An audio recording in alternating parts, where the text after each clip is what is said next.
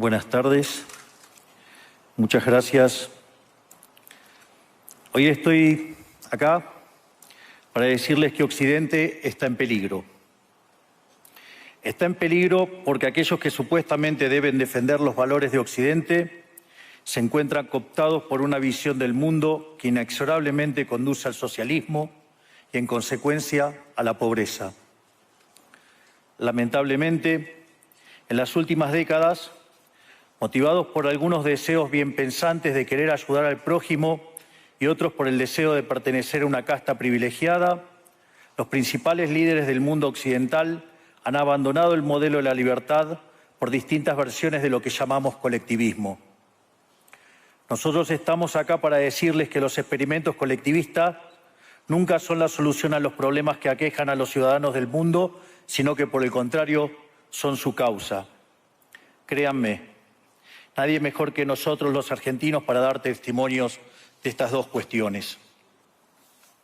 Cuando adoptamos el modelo de la libertad, allá por el año 1860, en 35 años nos convertimos en la primer potencia mundial, mientras que cuando abrazamos el colectivismo, a lo largo de los últimos 100 años, vimos cómo nuestros ciudadanos comenzaron a empobrecerse sistemáticamente hasta caer en el puesto número 140 del mundo.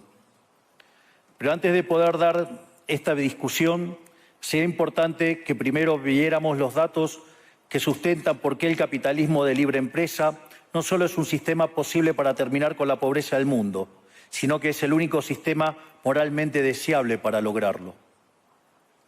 Si consideramos la historia del progreso económico, podemos ver cómo desde el año 0 hasta el año 1800 aproximadamente, el PBI per cápita del mundo prácticamente se mantuvo constante durante todo el periodo de referencia. Si uno mira un gráfico de la evolución del crecimiento económico a lo largo de la historia de la humanidad, uno estaría viendo un gráfico con la forma de un palo de hockey, una función exponencial que se mantuvo constante durante el 90% del tiempo y se dispara exponencialmente a partir del siglo XIX. La única excepción a esta historia de estancamiento se dio a finales del siglo XV con el descubrimiento de América. Pero salvando esta excepción, a lo largo de todo el periodo entre el año 0 y el año 1800, el PBI per cápita a nivel global se mantuvo estancado. Ahora bien, no solo que el capitalismo generó una explosión de riqueza desde el momento que se adoptó como sistema económico, sino que, si uno analiza los datos, lo que se observa es que el crecimiento se viene acelerando a lo largo de todo el periodo. Durante todo el periodo comprendido entre el año 0 y el 1800, la tasa de crecimiento del PBI per cápita se mantuvo estable en torno al 0,02% anual, es decir, prácticamente sin crecimiento. A partir del siglo XIX, con la Revolución Industrial, la tasa de crecimiento pasa al 0,66%. A ese ritmo, para duplicar el PBI per cápita, se necesitarían crecer durante 107 años. Ahora bien, si observamos el periodo entre 1900 y 1950, la tasa de crecimiento se acelera al 1,66% anual. Ya no necesitamos 107 años para duplicar el PBI per cápita, sino 66. Y si tomamos el periodo comprendido entre 1950 y el año 2000, vemos que la tasa de crecimiento fue de 2,1% anual, lo que derivaría en que en solo 33 años podríamos duplicar el PBI per cápita del mundo. Esta tendencia, lejos de detenerse, se mantiene viva aún hoy.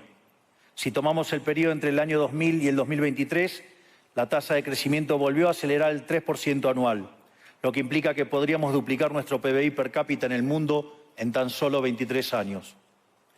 Ahora bien, cuando se estudia el PBI per cápita desde el año 1800 al día de hoy, lo que se observa es que luego de la Revolución Industrial, el PBI per cápita mundial se multiplicó por más de 15 veces, generando una explosión de riqueza que sacó de la pobreza al 90% de la población mundial. No debemos olvidar nunca que para el año 1800, cerca del 95% de la población mundial vivía en la pobreza más extrema, mientras que ese número cayó al 5% para el año 2020, previo a la pandemia. La conclusión es obvia. Lejos de ser la causa de nuestros problemas, el capitalismo de libre empresa como sistema económico es la única herramienta que tenemos para terminar con el hambre, la pobreza y la indigencia a lo largo y a lo ancho de todo el planeta. La evidencia empírica es incuestionable. Por eso, como no cabe duda de que el capitalismo de libre mercado es superior en términos productivos, la doxa de izquierda ha atacado al capitalismo por sus cuestiones de moralidad, por ser, según ellos, dicen sus detractores, que es injusto. Dicen que el capitalismo es malo porque es individualista y que el colectivismo es bueno porque es altruista, con la ajena. Y en consecuencia bregan por la justicia social. Pero este concepto que en el primer mundo se ha puesto de moda en la última época, en mi país es una constante del discurso político desde hace más de 80 años. El problema es que la justicia social no es justa, sino que tampoco aporta al bienestar general. Muy por el contrario, es una idea intrínsecamente injusta, porque es violenta. Es injusta porque el Estado se financia a través de impuestos y los impuestos se cobran de manera coactiva.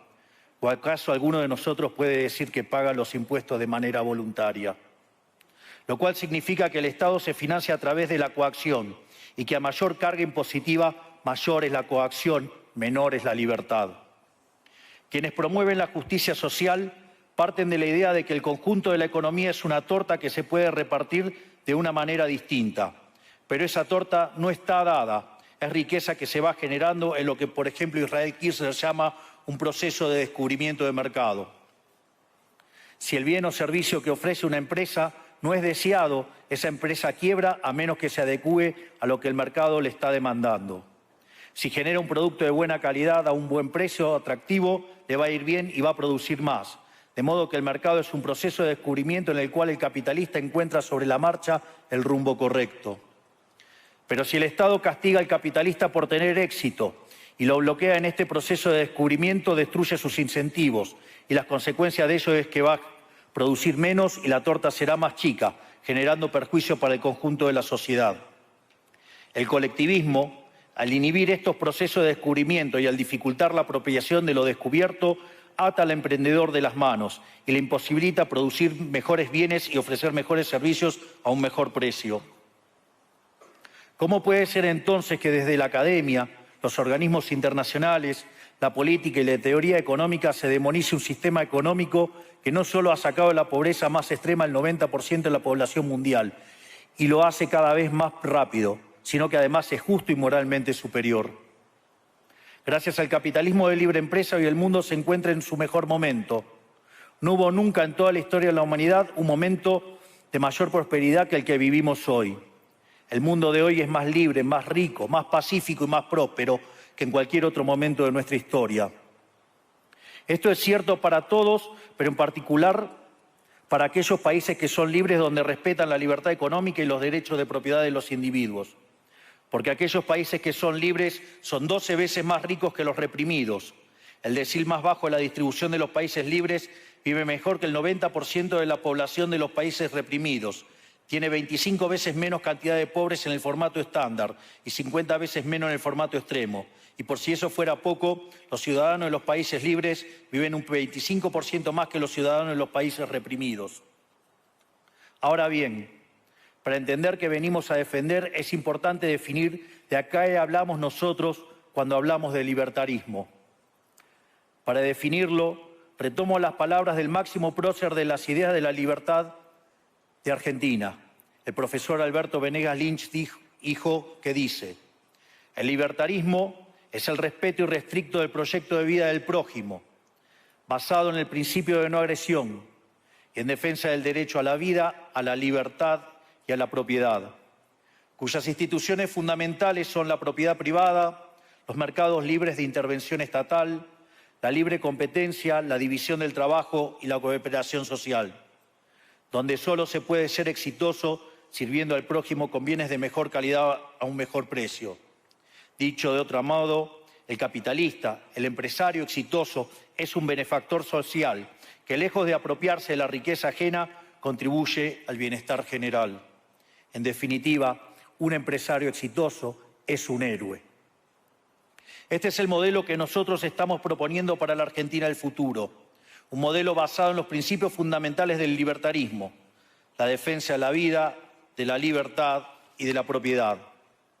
Ahora bien, Si el capitalismo de libre empresa y la libertad económica han sido herramientas extraordinarias para terminar con la pobreza en el mundo, y nos encontramos hoy en el mejor momento de la historia de la humanidad, vale la pena preguntarse ¿por qué digo entonces que Occidente está en peligro?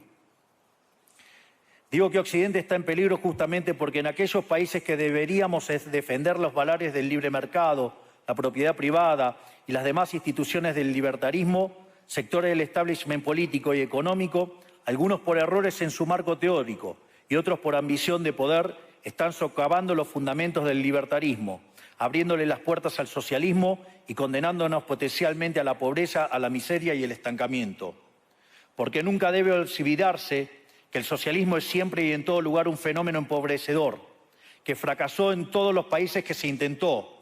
Fue un fracaso en lo económico, fue un fracaso en lo social, fue un fracaso en lo cultural y además asesinó a más de 100 millones de seres humanos.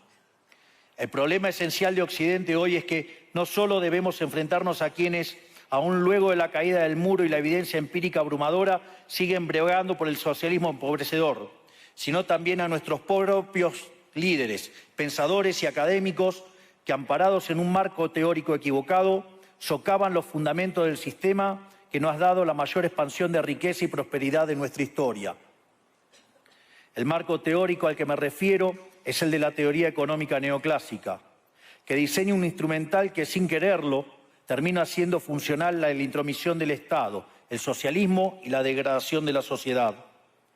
El problema de los neoclásicos es que, como el modelo del que se enamoraron no mapea contra la realidad, atribuyen el error al supuesto fallo del mercado, en vez de revisar las premisas de su modelo.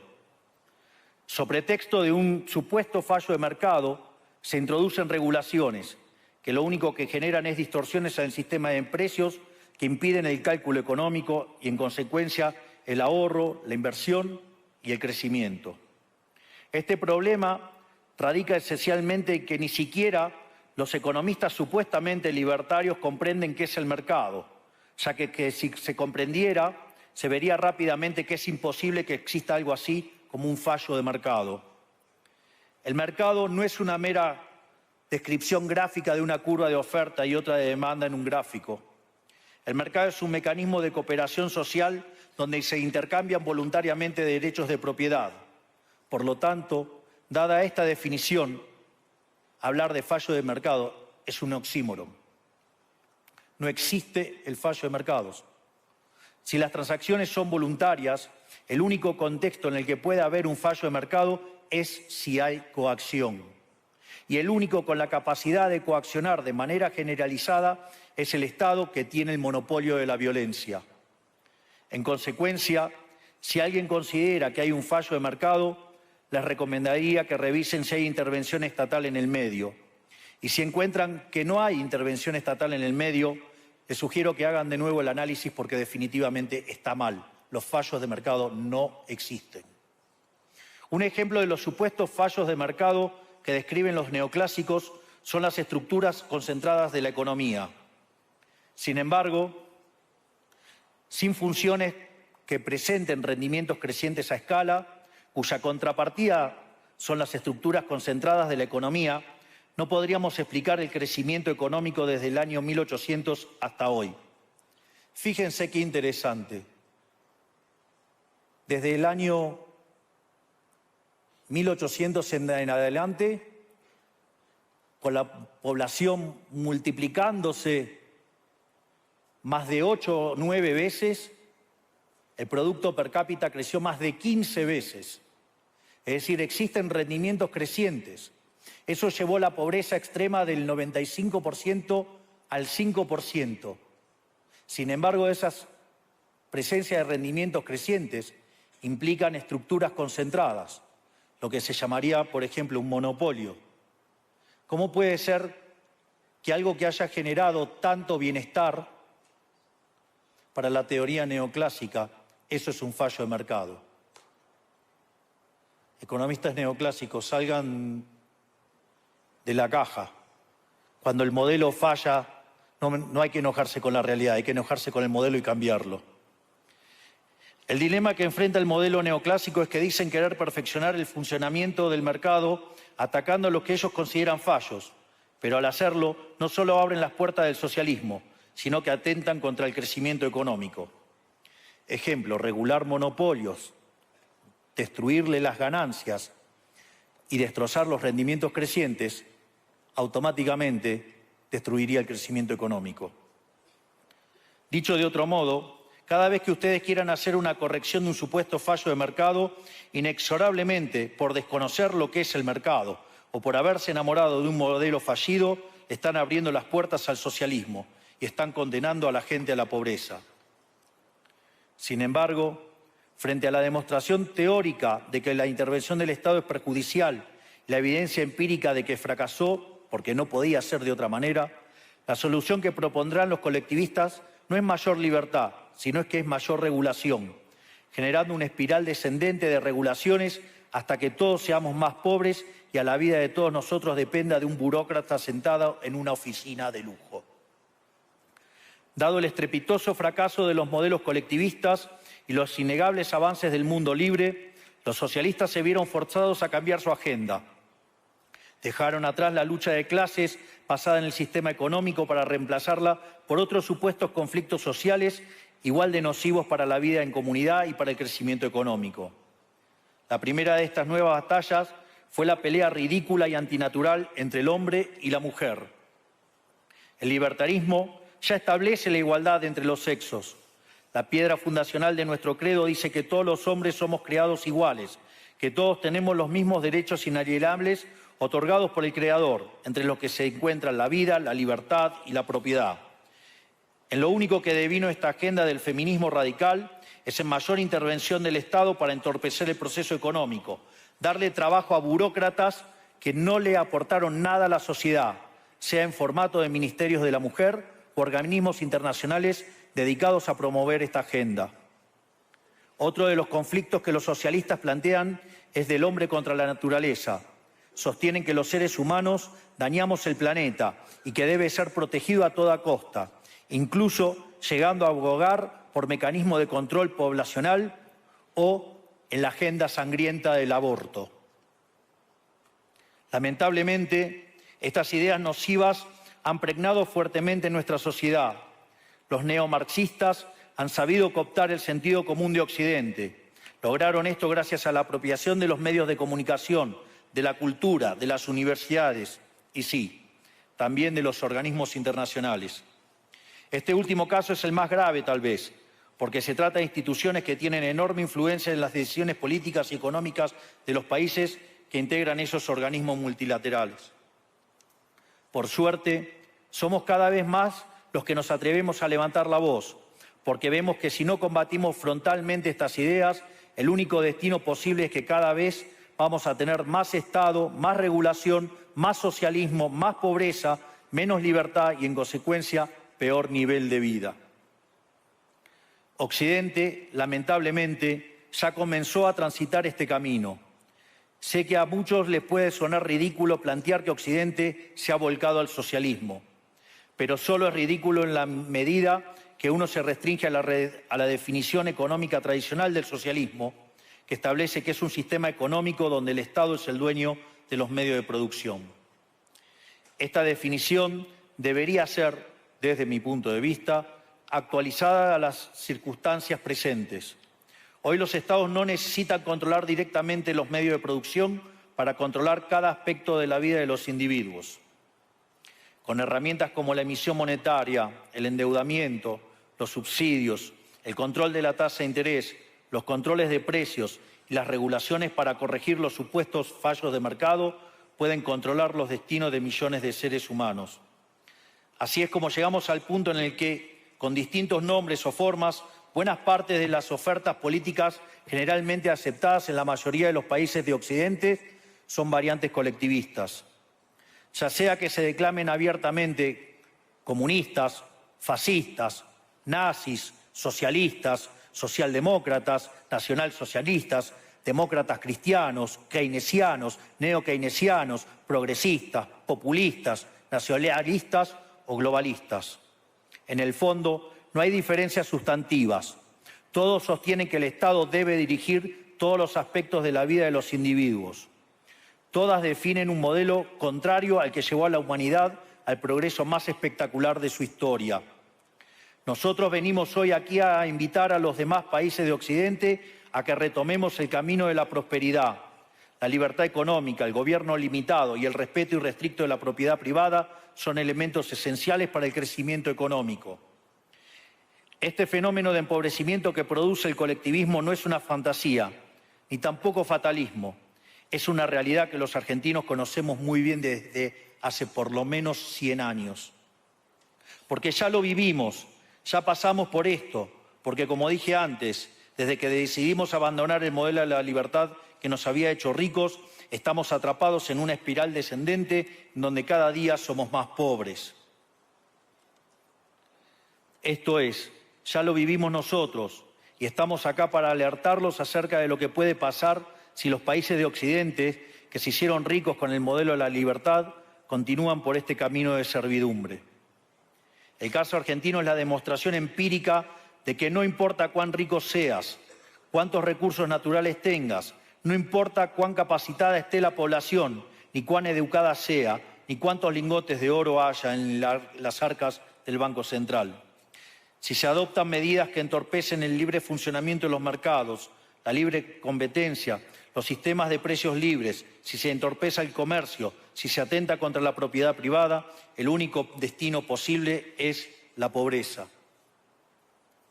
Por lo tanto, para finalizar, quiero darles un mensaje a todos los empresarios aquí presentes y a los que no están, pero nos están siguiendo desde todas partes del planeta. No se dejen amedrentar ni por la casta política ni por los parásitos que viven del Estado. No se entreguen a una clase política que lo único que quiere es perpetuarse en el poder y mantener sus privilegios. Ustedes son benefactores sociales, ustedes son héroes, ustedes son los creadores del periodo de prosperidad más extraordinario que jamás hayamos vivido. Que nadie les diga que su ambición es inmoral. Si ustedes ganan dinero es porque ofrecen un mejor producto a un mejor precio, contribuyendo de esa manera al bienestar general. No cedan al avance del Estado. El Estado no es la solución. El Estado es el problema mismo.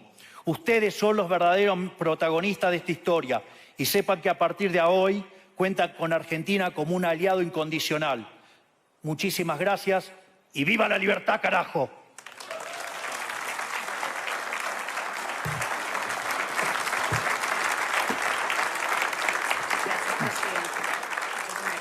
Gracias. Vamos a ir por la derecha también. Vamos a pasar. Fantástico. Gracias.